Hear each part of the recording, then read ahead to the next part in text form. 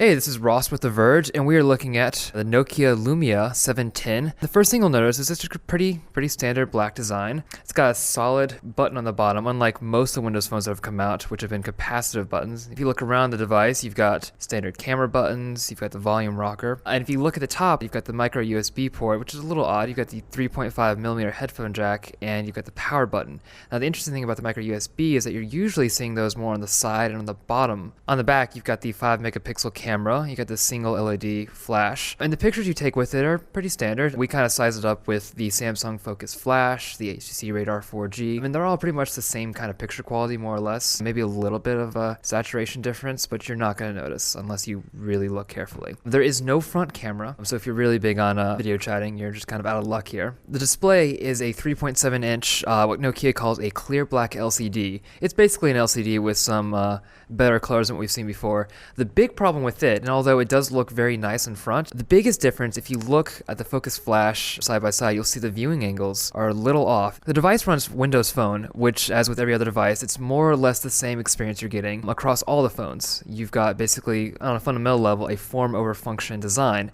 It looks very pretty. You've got this kind of Metro UI tile design. But all in all, you've got this kind of weird design choices. You've got the search button. The search button actually takes you back to Bing, universal every single time. Apps like Twitter, they'll constantly reload when you open it. It actually makes it for a much slower experience, and it does get on your nerves after a while. In addition to 7.5 Mango updates, if you hold the back button here, you've actually got this kind of multitasker where you kind of go back from the windows. It's an improvement. It looks really good, but if you're used to iPhone or Android functionality, you're just not getting the same experience. So one thing that Microsoft's been very adamant about has been lack of customization. So basically, you're getting the same look.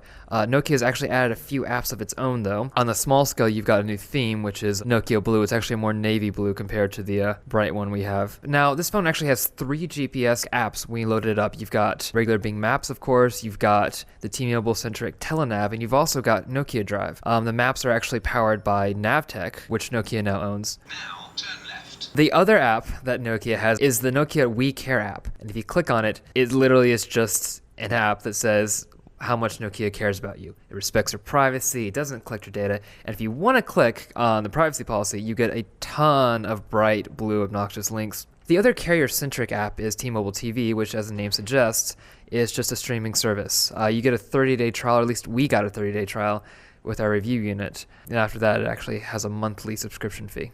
At $49.99 on contract, the Lumia 710 is actually a pretty decent Windows Phone device. It certainly stacks up to the likes of the Focus Flash on AT&T and even the Radar. However, if you are patient enough, CES is just around the corner in mid-January, and Nokia is sure to have some Windows Phone announcements at that time.